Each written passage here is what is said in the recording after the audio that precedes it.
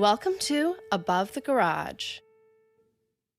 Hi, friends. Welcome to our analysis of Season 2, Episode 7 of Your Honor. We're going to do a round of introductions and dive in, and the gang's all here today. It's very exciting. Hi, I'm Scarlett. Hi, I'm Raquel. Hi, I'm Kimberly. And I'm Kate. This episode was written by Bill Kane, which, incredibly, this is his first writing credit on IMDb, and the episode was amazing. So, well done, sir. Very. And director is Carrie Preston, whom we know and love from other shows. So let's get started. The episode opens with a new set, or one I'd forgotten. Lee's back. I was super excited that Lee was back. I know. I figured that she didn't answer the call in episode 1, that she just couldn't come back and film because of a new project or something. Yeah. But yay, the show continues to tie up all the plot strings, which is impressive to me considering some other shows. Anyway, it opens quietly. Someone's knocking on the door. Lee's walking out, kind of unhurried at first, and then it becomes chaotic when she opens the door. Eugene's bleeding and yelling he's shot, but when Lee picks up the phone, he's like, oh, hell no. I was shot by a cop. You cannot take me to a hospital. They'll kill me. Smart. The white couch he was on stressed me out, though. Of course, furniture doesn't matter when Eugene is dying, but it was something in my brain. She doesn't seem to be struggling for money either. No, she doesn't. Give me that job. Yeah. That was my comment. I was like, she's going to have to buy a new couch. Yeah, but Raquel's right. Her apartment is sweet. She can probably afford it. And the view's great, but draw the curtains, like everybody can see in. Like you can really see from outside. It didn't seem that high either. Yeah. So, I mean, there that are was stressing me out as well. Very expensive penthouses like that, though, that are just like on display, and it's always striking to me too. But the first shot, when you actually see the city and the lights before you actually hear the knock on her door, and it looked really peaceful and quiet before the episode really starts and everything goes down. So I like that. Before the chaos erupted. Yeah. And now for what we knew was coming after Michael didn't tell Nancy the name of the dirty detective on the phone. He gets pulled over by none other than the dirty detective. He's kind of asking for it, though. Dummy. Speeding. Even if it was only 37, that was so stupid. And also so stupid, this drove me insane, is when he starts texting Nancy, and instead of pushing send after he got the news out, it's like he's never seen a movie or something. And even without having seen a movie, you would just push send on whatever you could get out before you put it back in your pocket. Oh my God. That drove me insane. And he didn't know yet that it was Beckwith, like at that point in time, but it still doesn't matter. He would have sent that fucking text. Then after the detective tells Michael he's arresting him for an expired license, which is a misdemeanor and more importantly, a violation of his parole, he gets out of the car and that's when he sees the detective's name and the sound gets all windy and he's fucked up now. Yes. I still love that the guy's name is Walter.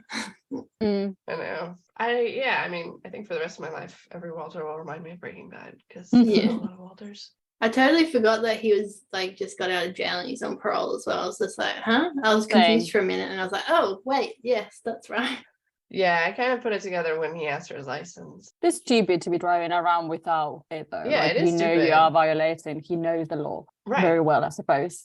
Did you guys think that it was going to be automatically that the detective that we were kind of looking for in the past episode? No, I was shocked. I really thought he was going to be involved some way.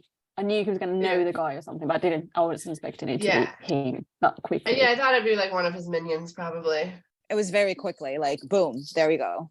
Like, wow. But how they do that, though, because they give you answers really quickly, but they still manage to maintain the tension throughout. They did that with the episode the other day as well. Like, we knew straight away that Michael didn't kill the wife, even though the previous episode ended up with the question, oh, is he the one that killed her? And then very quickly in the episode, they were like, no, well, he's not. But they still maintain that sort of tension. They still want to know more. They're fucking good at maintaining tension. Yeah, especially in this one. The next scene, Jimmy and Gina have broken Carlo out of the hospital and they're driving to the hotel to check on Fia, who left angry, when Gina notices someone's missing in the car. Where's Frankie? Michael's not too worried, though. It was time for a change. Frankie no longer works for this family. And Gina and Carlo are just looking at each other, baffled by Jimmy's new attitude. And Rudy's sweating around town all episode, just freaking out in his car, calling it. He's very shiny. Yeah, he's very shiny. Colin Moss is awesome in this episode. Anyway, he's freaking out though. He's trying to figure out where the fuck Eugene is. Eugene's quite the runner these days. I'm surprised he escaped after being shot. Yeah. although he's not looking so hot at Lee's. He tells her he called her that night, and she says she tried calling him back a dozen times, but he didn't answer, and then the phone was dead. And then he responds, and then I turned up dead. And then he puts his hand on hers and tells her, Lee, I didn't mean to shoot him. As usual, Benji's fantastic in this scene. Yeah. Yeah, they were both really good. And I feel like I love Eugene each episode mode more. Sorry, like he's so good. He's such a good I character. know. He's like the best. He's like the only remaining good character. After this episode, he's the only good person in New Orleans. And Lil Mo. I still like Lil Mo. I love Little Mo, but he's probably done some shit, right? Yeah. Let's not forget that Eugene did shoot Adam. Well, Damn. you mean too clearly. There were extenuating circumstances. Kim. There were, but He said he didn't mean it. he didn't mean it. That's fine. I mean, everything that happened to him, it's a consequence of, things that happen around him. So yeah, everybody else. It's not everything is a consequence of fucking Adam dropping his inhaler. Oh, Oh. yeah. Then we have a new actress, Salika Matthews. Great as Tanya. She comes in very displeased with being called into this shit show. She pulls Lee aside and reminds her she's a deliverer of babies, not a trauma doc. But Lee convinces her to at least buy some time. But if his blood pressure drops to below 90/60, she's calling an ambulance herself. I guess Hippocratic oath, can't let him die. When she said she was an OBGYN, I was like, lol, that's really funny. I love I guess you have to train in medical stuff. I'm sure you can work out how to I'm stop the trying to bleeding. think like who I would call in my life, and it would be like a nurse practitioner, because that's the only person in this town I think that I know as a doctor. I'd probably call a vet. A vet would probably be good with emergency surgery. That'd be smart. That's a good idea. Yeah. I could call my vet. She's awesome. If we're ever in that situation, we're going to call our vets. It's good to know these things now. Yeah.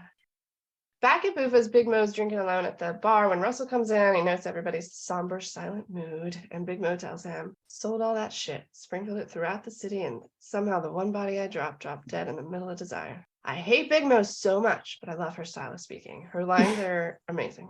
That my note was like Big Mo, she's like such a dig, but her comebacks are like the best in the show. Yeah. I wish I could talk like her. Russell starts to blame himself. He thought he cut it enough, and she tells him that ain't on you. And you think for like a second she might take the blame, but nope.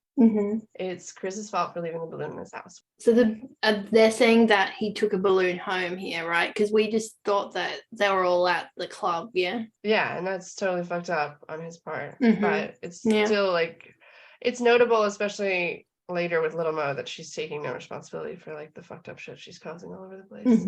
Yeah. I think it's also a way to manipulate them, like, oh, it's not your fault, you didn't do anything wrong, but this is Chris's fault, which is still fucked up. And as you say, she's not taking responsibility, but she's also, it's a way of her to keeping them in order, because these are quote unquote her men. Right, yeah. And then Russell still has to tell her about Eugene, which I did not envy him that. She takes it all right, just observing we're in the eye of the hurricane now, which is a good line for New Orleans. Honestly, every single episode so far has been written by someone different, as is wont to happen, but they're all so excellent across the board, especially Big Mo's lines are so her. Very impressive to me that multiple different writers can do this. Yes. It was very surprising when we find out that they're all different writers, because it doesn't feel like it at all. No, doesn't. I love that one shot where it's like it goes from Big Mo and then it like goes slowly behind Russell's head and you go back to Big Mo again from right to left. Like I feel like the shots in this episode in particular there's so many good ones to choose from that almost every scene has one that I like really stood out to me. Yeah, incredible episode. Back at the hotel, I absolutely love the fuck you letter that Fia left. The baptism gown and the tiny shoes. That was so good. It was so good. And Carlos states the obvious. She's gone. Yeah, love that. Yeah, it was brilliant. I love how like she's really trying to hurt them, because as we kind of like later in the episode, obviously she can't really go anywhere. She has no money, so she's probably going to go back. But I love how she's like trying to like hurt them emotionally by saying, "Well, I'm not going to Christian him, and then he's not going to go to heaven, apparently." I don't think she believes she's sending him to hell to get back. No, I know. But yes, they do. So good. And Tanya's bandaging up Eugene's wound, and Lee asks if he's going to live. She's planning to take him to an out-of-state hospital, which is a really good idea, until he passes out approximately 1 second later. It's really funny when she's like, "Oh, do you think you'll be able to like stabilize him enough to like take him somewhere else?" And then literally a second later, he's like, "Nope." She didn't even have to answer. You didn't answer for her. There are a lot of cool mirror shots in this episode as Beckwith looks at Michael in the rearview mirror, checks in to make sure the judge is doing okay back there, which is very nice of him. Then they have a little conversation about judges letting the accused off the hook. Beckwith claims he doesn't mind because then he gets to arrest them again. Fun. Because all the accused are guilty in Beckwith's experience. And Michael asks if he happens to know Detective Nancy Costello, but Beckwith oddly hasn't heard of her. He tells him that she worked his wife's murder case, knowing full well he is the murderer, and Beckwith asks if she solved it. Not yet. This thing gave me a bit of a horror movie vibe. It was every time they went back to the car, it was creepy. Yeah. It was really tense because I wasn't sure if he knew that Michael knew, and then suddenly it gets revealed that he does. But I was like, does he? Yeah, he let him know really quick that he knew. So I was like, shut up, shh, don't say anything. Yeah. It's too late now. That's how Dave was. He was literally like yelling, why is he doing that? And I'm like, I think he just knows he's dead. And so why not? Yeah. It's interesting. He does things differently than you would expect. The whole episode, like I remember I was watching it at work and I was like, okay, the episode's probably almost over. And it was like 20 minutes in and like it was really stressful, especially the scenes in the car and the shots you were talking about with the mirror. I'm like, this is not going to end well. Like that happens every week for me. I'm excited and I look to see how much time is left, and there's still a lot of time left, and there's already a lot that's happened, and I'm like, this is great. I love it. Back at the hotel, Cusack comes in, tells them there's no mention of the boy. As far as the NYPD is concerned, he's still dead from his death a year ago. Gina's furious. Cusack assures her that they will bring him to justice, and Jimmy laughs heartily. I think we're beyond justice at this point. Ooh, and now we have a Jimmy Big Mo tete-a-tete, if that's how you say that. But Michael tells her she didn't hold up her end of the bargain, and the detente is off. Big Mo never gets pushed around. A ceasefire, just like the fucking tango, takes two. That's amazing. It is, yes, but war has been declared. Jimmy has such a different vibe this episode. Yeah, Gina does not like it.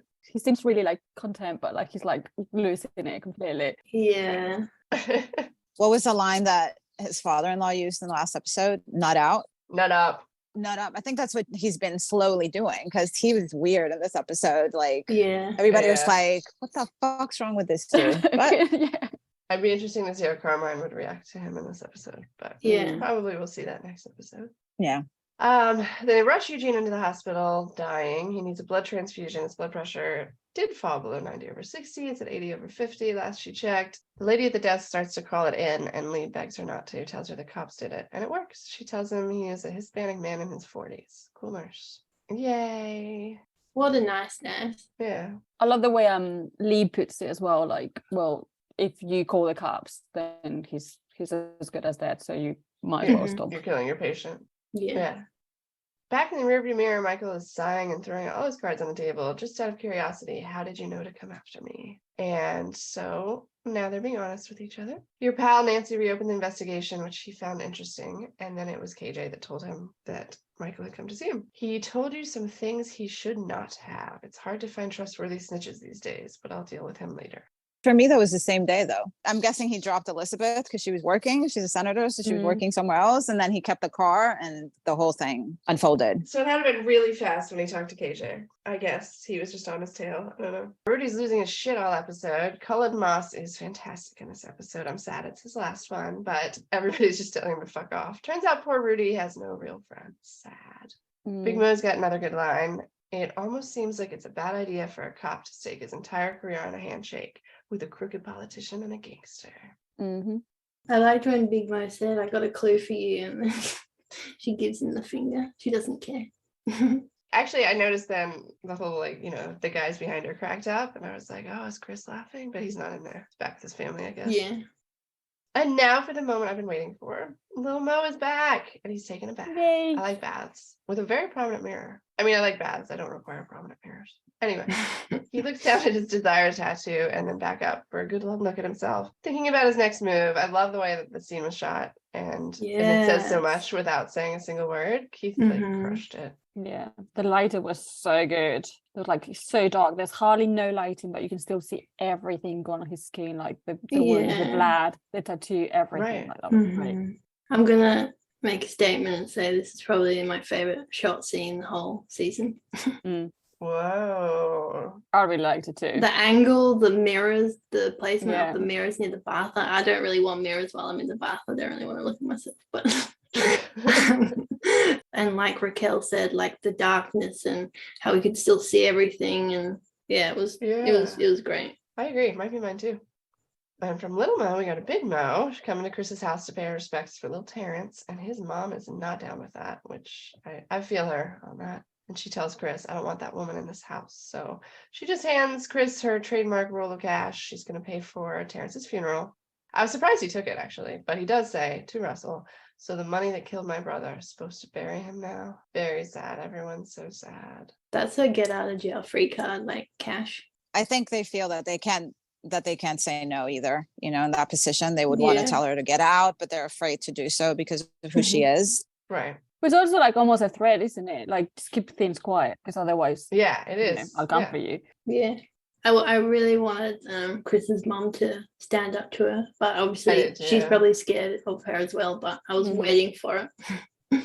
Yeah, and she's, in a fucked up state of mind after losing a child like that, but I did too. Anyway, somebody's it's coming. It's coming. It was interesting too that Chris wouldn't shake Russell's hand, because later in the episode we see a different response to him seeing Little Mo. Yeah, everybody loves Little Mo. Even though they did him dirty. Yeah, they didn't beat him up though, because I remember going back to that scene and seeing if those two were involved in like beating him up, and they were at the back. So I'm glad that you did that. Then Rudy hears the John Doe call on the Hispanic 40-year-old, and he calls the security guard at the hospital just for the hell of it, which is smart. I would have done that too if there were no other gunshot John Does. And the security guard immediately calls out the nurse and calls Rudy back, tells him he's actually a Black teenager, and Rudy is on his way. Beckwith and Michael then pull up under a very cool bridge. Another set that I like. Yeah, was cool. It looked really cool. Yeah. Michael knows he's a dead man, but he asks who it was that told him Robin was going to the store that night, which is like our one remaining mystery about that night. And I appreciated that, because criminals, at least in shows, always seem to like to talk, brag about everything at the end. But instead, Beckwith just tells Michael the truth about how he feels about him letting the accused off. Think about their victims in the court looking for justice, and you just let them off the hook. Michael says, I already told Nancy that it was you, which we know it's a lie. And then he's like, well, your suicide's going to be believable because, you have a dead family, you're a disgraced judge. So he's building it up. He's pretty confident of the things that he's done. So we know he's done this quite a lot before. Yeah, I just like how like Michael seems to like really try to save himself, but like as the guy says, he's been trying to kill himself all season.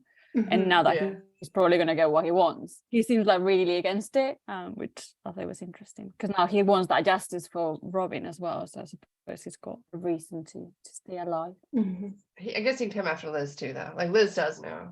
There is someone else that knows, but I guess if KJ told him that Michael was there, then he's going to tell him that Liz was there too. So hopefully he didn't get Liz first. I was actually surprised that KJ wasn't dead already, to be honest. I know, me too. And he said I had to deal with him later. Back at the hospital, the security guard has to handcuff Eugene and Lee's demanding he remove them. He's the victim of a shooting. The nurse steps in and demands he unlock him too, but the security guard's not listening. Eugene wakes up and calls for Lee, who just assures him she's here and he's going to be okay, and they don't know who he is. But then she leaves him to continue with the guard, telling him she's the boy's lawyer and she's going to sue his ass off, which is a good angle. But she's completely not hearing Eugene calling for her when he sees Rudy walk in. I started yelling at the screen at this point, actually, which I don't often do, but I did. And since that's not working, Eugene starts screaming to everybody, my name is Eugene Jones, like over and over again. And Rudy takes off. And it's such a cool scene. Yeah. It's such a short time from him making sure nobody knows who he is with Lee to screaming his name like to the world as loud as he can. True. Because going to prison is better than dying. So. Yeah, which again, I love Eugene and I love Benji who plays Eugene. He's so good. Rudy calls Charlie now, tells him everyone's about to find out everything. We're so fucked. What should we do? And like everybody else, he tells Rudy to fuck right off. Who's we? I suggest you keep on driving. Did anyone feel bad for Rudy in this poor episode? No, not really. I like the whole line from Charlie. He's like, "You're the one who found the dead body. You're the one who took the credit for cracking the case you didn't solve. Sounds like you're in the car. I suggest you keep on driving." Yeah. That's like code on like you're on your own. You're on your own. It was your name on it, so you're the one in deep shit. Mm-hmm. The music as they zoom in on Charlie's face at the end as well was so good. Yeah, it's really good. Yes, it's intense. Under the bridge, Beckwith is putting gloves on, and Michael says, "It's crazy how little say we get in the biggest moments of our lives. When they come for you, know that it's my murder they got you for." But Beckwith isn't so sure. It seems like your suicide won't be that shocking to me. I'm trying to kill yourself all year. But before he kills him, he tells him there were two of us involved, but just so you know, I was the one that got her. And then Michael said, "Because I could not stop for death, he kindly stopped for me," which is an Emily Dickinson poem. Cool last words, right? And right as he's about to pull the trigger to kill Michael, there's a gunshot, but it's Beckwith that goes down. And she swoops in for the save. She tracked his phone Olivia gave him, and she starts to call it in, but Michael tells her to wait. He said there's another cop involved, so she's got to be careful who she calls. So then she asks him who the other cop is, who are you working with, and he won't answer. And I like Amy Landecker here. I think I got more time here than you. And she does call it in, but then she digs her foot into his wound, screaming, "Who is it?" And when he won't give her the passcode for the phone, she uses Face ID. I love that. It was smart. That's the problem with Face ID. Yeah. I thought the same. I was like, oh, you need an extra layer of security there in case this happens. Yeah. Turns out when this asshole's in trouble, he calls one guy all night long. She handcuffs him to the fence and leaves him there so we can all go after that guy. Did anyone else think that at any point Nancy was going to turn? Yeah, for sure. Yes, I did. Throughout the whole episode. Yeah. I was waiting. I like that. That's it, though. That's why it's so clever about this show, though, because you do think these things and then they're like, nope. Yeah, I was definitely waiting for her to turn the gun on Michael, and I was going to be like, oh my God. Then Little Mo walks through the door, and I immediately assumed it was indeed where was Chris's house. His mom is very happy to greet Little Mo, unlike Big Mo. They have this like really nice moment in their forehead touch, and it's really sweet. And she accepts his comfort. Then he turns to Chris, and there's this pause as we wait to see if he'll take his hand. And then he takes his hand and hugs him. And then, fucking love Little Mo. Little Mo takes accountability, even though he wasn't even there. I should have flushed that poison when I had the chance. And when Chris says me too, Little Mo says, no, it's not on you. And then Chris says, no, it's on Big Mo. She cares more about that club than she does her people, which we've been screaming about all season. I've been screaming about all season. It drives me fucking insane. A club. Like, Jesus Christ. So I'm glad that everybody sees it. And obviously there's something about to go down. I like when Chris says she can't get away with this shit forever. And I was like, dun, dun, dun. Yes. Yeah. As like Little Mo was walking out. I was waiting. Like you could tell he was about to say something probably. Yeah. So, yeah. Did you not think like when he said about the thoughts and prayers, like he meant that, like, I don't know, because then obviously Chris does say to him, okay, you need to stop her. Somebody has to stop her. But I did feel like that was what he meant with like the thoughts and prayers, like I'm going to do something about it. I'm going to go handle this. Yeah. Yeah. I think he made that decision in the bath, He's looking at his tattoo and himself. I think he knows he's going to do something now. Was he not supposed to come back to that area once he got like banished? Yeah, probably not. I thought it was dangerous for him to be in there, and he just came out of respect, which was, a very big deal. And I guess that's why they respect him more. I also don't think Big Mo is always the way that she was. I just think power has corrupted her to the point where she cares more about the club than her people and her family. And Little Mo still cares about his people and his family. Yeah. But she sacrificed Trey like 5 years ago. We don't know more about that. But like, I think she hasn't protected her family the way that she should. And Jimmy is really enjoying some hotel pasta in the next Anyway, the fire's blazing and Jimmy's his new happy self, which really displeases Gina. She's still upset about Frankie, and Jimmy points out he was the head of his family's security and he wasn't feeling particularly secure lately. And when she asks again, you didn't feel the need to consult me about it, he tells her he has a pretty good idea how she feels about Frankie. So they were fucking. Interesting. So you reckon that was the reveal? I think so. Yeah. I thought about it in the car as well. And that's why I thought that last episode he kicked him so much and felt so much more emasculated in front of him because it's personal. I love how she's just like, oh, I see. Yeah. She has little power in this episode. She can't manipulate him. In this episode, she seems very different from the rest. Like, you didn't consult me, and he's like, no. Nope. She's like, okay, like, yeah. I feel like he's kind of doing now what she wants him to do, though, like, you know, step up and be the boss more kind of thing. Than, you know, she's been telling him all season to step up and do something. Yeah, but now we see that she didn't really want that. I think she likes emasculating him, you know? Yeah, of course. What she wants is for him to do what she wants him to do. So he's like, I'm gonna do my own shit now. Yeah. I really like him being in charge, but I do feel like he's rushing all of these decisions and things probably not going to end up very well for him. And yeah, he's probably going to do stupid shit like putting Carlo in charge of things. So yeah. You don't think that move that he did with Carlo was to kind of sway Carlo more towards Jimmy and not more towards Gina, like a manipulation? Yeah, definitely. But I also felt like he was trying to like get Carlo on his side, but also with the deal with the other guys, just so Gina doesn't go to her dad and they try to do something about it. So it was more like, okay, well, if you try to get in the way of what I'm doing, Carl is going to get hurt because he's part of it now. So I think that's why. But yeah, he was trying to like, Carl is in the middle of the war. Carlo is a security guard. I just don't see it. He got so excited about it though. I hate him, but it does make me feel sorry for him because he's like, he just wants some validation from his family. Yes, he does. And he also agreed to run the drugs because that's what they're going to do with the ports, but just until the district is built, not forever. So, I mean, that was a little smart, I guess. Just the image of Jimmy eating spaghetti and like with a glass of wine, it made me happy. I don't know. It made me laugh like so much. He is unsettling, like Raquel said, this episode for me. He is. I feel like he's like 5 seconds away though from like shaking and crying in the corner. Yeah. And then Jimmy tells Gina confidently Fia will come back. She has nowhere else to go. But she does. She's at the church with a very unhappy baby. Chaos. She's there to properly cancel the baptism, and the priest observes she could have done that on the phone rather than at the church in the middle of the night. What's really going on? She tells him she got in the car thinking she's going to get the hell out of there and never come back. But she realized what Jimmy said, she's got nowhere to go. 17-year-old with a baby. And he tells her a little anecdote from his younger years and suggests she could think of somewhere else if she tried. I loved the line when the priest says, perfect hiding place for a heathen.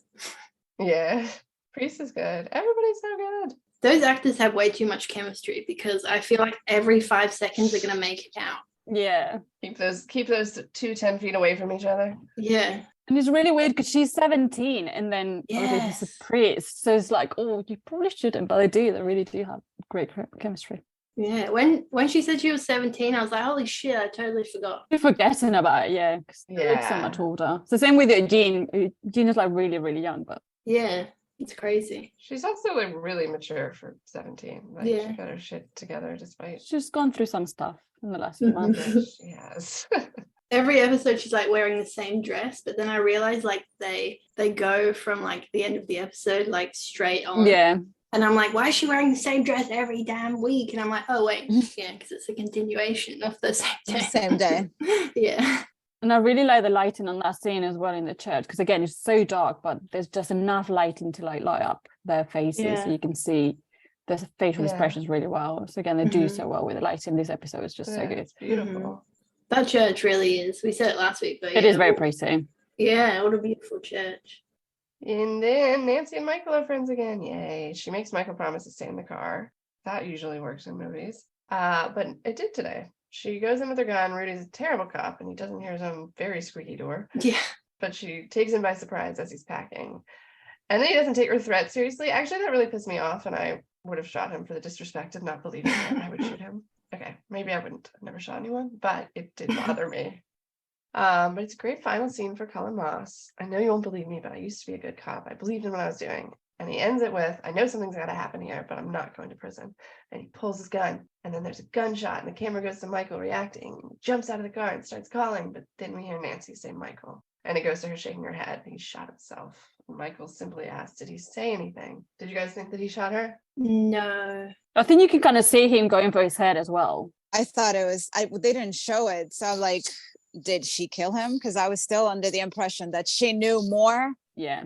I wasn't sure if she was the one that shot him or not the other way around. But she does say, like, you know, like, did she order the hit? And that's how we find out that it was Charlie. Like, she asked him, did you order the hit? And he's like, well, she should have let it go. And she's like, well, how did you know that she was going to be in the store that night? And he says that he got a phone call from the same person that would ask a judge to disappear the car of a judge. So that's how we know it was Charlie.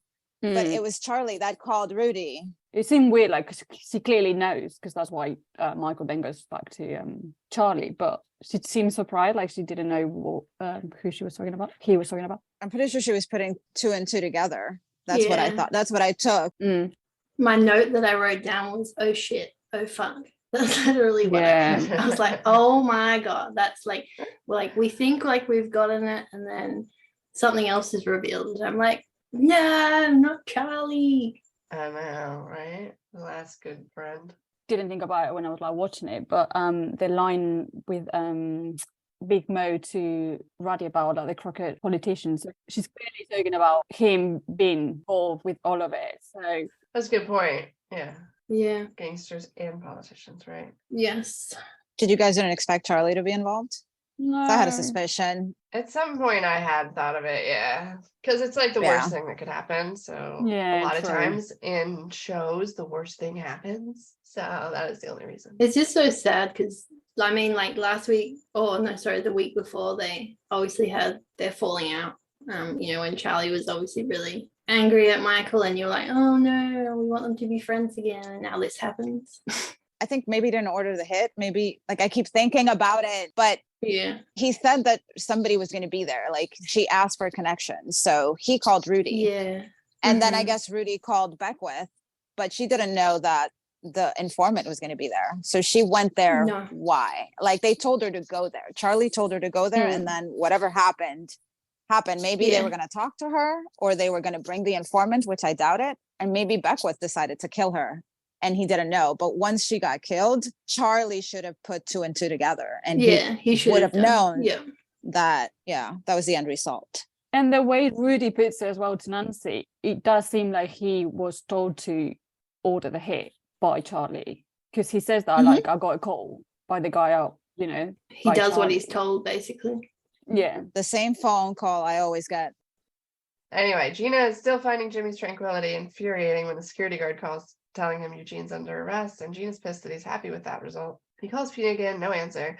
Jimmy's so happy in this episode. We've talked about it a million times, but it's just so funny. And now Carlo gets a promotion, which also pisses Gina off because Carlo's like her kid, but he walks over to Jimmy and they shake and hug, and Gina's left on the other side of the room, and Carlo is so happy. It's adorable. Oh my God, his face. Jimmy Stanton is fantastic in this role.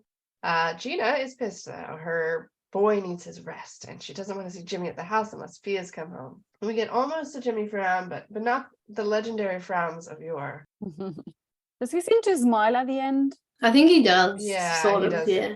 He's just so happy that he's pissing her off. Love it. Yeah, it's delighting him. It does seem like he's trying to like really get to her as well. Like, yeah, as I said earlier, it's like getting Carlo on his side, but also with like the deal. Like, he's like declaring war to her. Like, I'm not going to go with your dad's plan. I'm going to do my own thing. And I'm just going to get Carl involved so you can't run to your daddy to mess with my plans. I keep forgetting that they don't actually live there and they have another home. Yeah.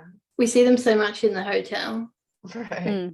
I would rather stay in the hotel, to be honest. Like, it's a great gig. It's an awesome hotel. I'd stay there, and they've got fireplace.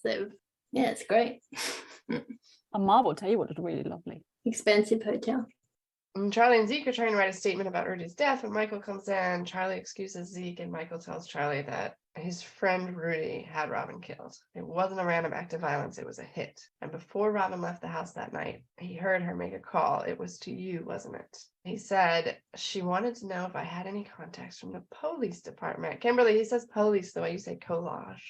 Oh, when he said police, I was so happy. It made me think of you immediately. And then he says, incriminatingly, I called the guy I call. Kind of like when Nancy said earlier, there's one guy back with calls when he's in trouble. Man, Rudy had some heavy fucking shoulders. I hope they were all paying him a lot. Yeah. But Michael says, what you guys were just talking about, you didn't connect those dots. If And Rudy says, if I'd known, I would have come forward with it. Mm. I'm sorry, Michael. And Michael just says, me too. And turns Wrong. to me. Yeah, wrong answer. This whole scene gave me major goosebumps. I was like so sad and just like, oh, Michael's face. Yeah. He's literally lost everything. Like, Yes. Charlie was probably the only person he really cared about left. And why he was doing what he was doing too. Like the deal with Olivia was to protect Charlie. Yeah. And even if, as we discussed, like even if he didn't order the hit, which I do still think that he might have, he clearly knew what happened to Robin the 2 years when Michael was trying to like figure out what was going on. So the decent thing would have been to tell him. Yeah, that's a massive betrayal that I don't know if you'd be able to get over that. Yeah, so hiding something that he was involved in it. Very sad in the next scene when he's taking the public transportation home and he lets it all finally hit him and starts sobbing. It's so fucking sad. Do you notice the light changing? Because when you first like see him sitting on the bus, but like the bus seems to be really light up, and then when he starts like crying, it gets really, really dark. Yeah. And what a great scene from Bryan Cranston. Like you can just feel his emotions when he goes there as well. Yeah, he's incredible.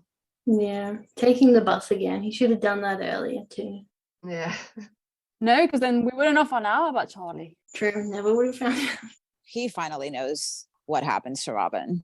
Yes. Do you think he's gonna go tell her boyfriend? Oh yeah, maybe. I liked him. He was nice. So Yeah, he was. he probably deserves to know what happened to think Robin so, as too. well.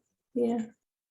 Then Michael's walking around the same corner. There's like a cool wide shot that we saw in the second episode when he almost got hit by the Brooks car. I really love the street shot. And he's crossing the street when he slows to a stop in the middle of the street. So that car didn't teach him much. But then we see two problems solved. He is on Liz's steps with baby Rocco. He is looking like nervous and hopeful, kind of. And then at first Michael looks like his normal reaction to her, but then he breathes deep and smile. Even his eyes smiled. It was a beautiful scene. And the music, it was so nice, such nice music. I was like, oh God, he's going to go try and kill himself now, isn't he? Same. That's where he's off to. And then we see Baby and Fia. And I'm like, they're going to save each other. Yay. Yeah. You still got a reason to leave and carry on. The extras are going to be pretty pissed off. They can't really do anything to him because then Fia will, Exactly. She'll never come back. Yeah, even more than she already does. Hate him more. Exactly. Yeah. Do we think that, obviously it's Elizabeth's house, but I'm guessing that she'll probably happily have her and Adam's baby in the house. Yeah, definitely. It's her great grandson. She'll be so excited. If she's still alive and Beckwith didn't kill her first. No, Kate. She's alive. Don't think he would have had the time to like figure everything out, track Michael down. They get a lot of shit done in this show. Yeah, a lot. I just wonder how they're gonna everything's gonna blow up in Charlie's face. Somebody's gonna talk. Yeah. Because Nancy knows. And Beckwith is not dead. So they can blame it all on Rudy. Nancy doesn't take that shit standing. She's not gonna let that fly. There's still got to be more than that because there's still 3 episodes left. So there's going to be more. We haven't seen Olivia for the past 2 episodes, so she's obviously got to come back at some point. And she's back in the next one. I saw her. She wants to flip Fia Baxter. That's her. Oh, interesting. What for though? What, to get to the Baxters? I think Michael's gonna fuck Olivia over by like exposing her like gambling shit or something. There's still no connection between Michael and the Desire Clan though. Do you think we'll see that? Any connection between them before the season's over? I think something's got to happen because obviously Eugene is the one who killed Adam. So there'll probably be some kind of connection there. But I feel like Michael would, yes, be mad, but I don't know if... No, he'll do it differently than Jimmy. He'll let him go, I think. Well, it was Michael's fault that Coffee took the blame, right? In a way, yeah. There's 3 episodes left. I can't imagine how they're going to pack everything into those. I'm excited to see what happens. Me too. It'll be awesome. All right, I think that's a wrap on our analysis of season 2, episode 7. Come back next week for episode 8. Bye. Bye. Bye.